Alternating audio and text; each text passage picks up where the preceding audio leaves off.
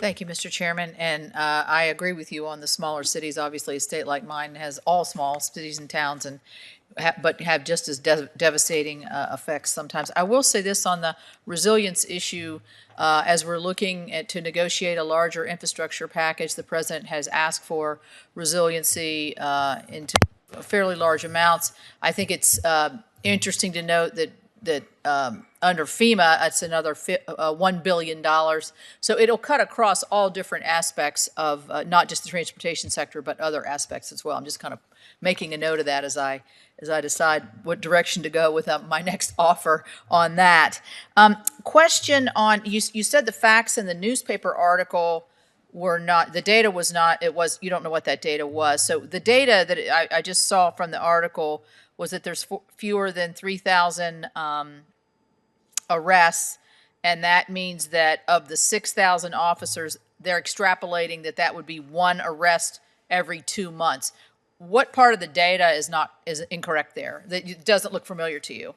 Ranking Member Capito, I am not familiar with the data that suggests that the ICE officer, the relevant ICE officer, conducts one arrest every 2 months. So you don't dispute that there are 3,000 arrests and 6,000 officers? I don't have the data at my fingertips, Okay. but I will provide it to this committee. I will say that the preliminary data that I have received does suggest that we are apprehending more serious criminals, more serious public safety threats than previously was the case. Okay, thank you. And that is what smart and effective enforcement is all about. Thank you. I want to go to the future of Title 42 because I think this is coming up on us quickly. I think the chairman noticed this.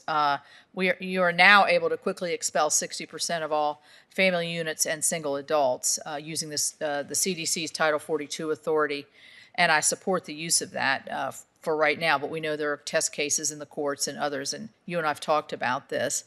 When CBP loses that Title 42 authority, how are you going to manage what could be about 6,000, well, what is now 6,000 migrants a day when you can no longer expel 60% of them?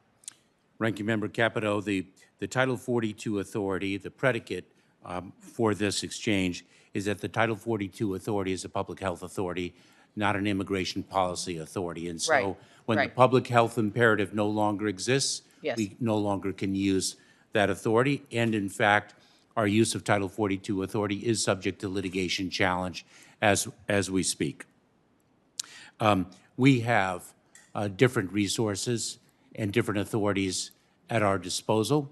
One of them, of course, is Title 8 of the United States Code, which is, in fact, an immigration enforcement authority, the authority to remove individuals who do not have legitimate claims for relief under United States law.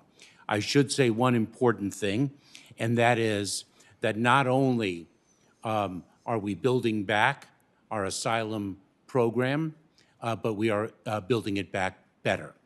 And in that regard, when I first joined the Department of Homeland Security back in 2009, the average length of time it took to adjudicate an asylum claim from the point of apprehension to the point of final resolution was about 6 years. And that reflects a broken system. So one of the things that we are doing is looking at our regulatory authorities and what we can do to bring greater efficiency to the process and shrink considerably that time between apprehension and final adjudication so that, number one, we have a system that works, and number two, quite frankly, we deliver results as both the applicants for asylum relief deserve and the American public deserves. Well, and I mean, certainly you're anticipating us. I mean, the chairman even alluded to a surge when this Title 42 disappears. And I'm wondering, along with the surge for the CBP, there's also going to be a surge for ICE. And I'm wondering, you know, are you planning ahead for these kinds of things that you know are going to happen? And what kind of strategic thought is going into that? We are most certainly planning for it. And as a matter of fact, when my testimony concludes this afternoon, I have a meeting on this very subject with U.S. Customs and Border Protection, with Immigration and Customs Enforcement, with U.S. Citizenship and Immigration Services. It is our responsibility to plan ahead. That's what we do every single day and every single year that I have been privileged to serve in the department. Well, I'm not sure we were quite planned ahead for the number of children that came over when we saw those lengthy stays and more max facilities kind of maxed out beyond what their capacity was. But I'll let that one go. I have one last question in this round related to this. Do you have knowledge of tent cities that have been set up on the northern border of Mexico? And I'm assuming those are set up, I think those are set up for the adults that are waiting for this Title 42 authority to go home to do that surge. Are you aware of that kind of scenario occurring in Mexico right now? Ranking Member Capito, I am very well aware of Camp Matamoros. It was quite notorious for regrettable reasons for the conditions in that camp. It was a product of the Remain in Mexico policy.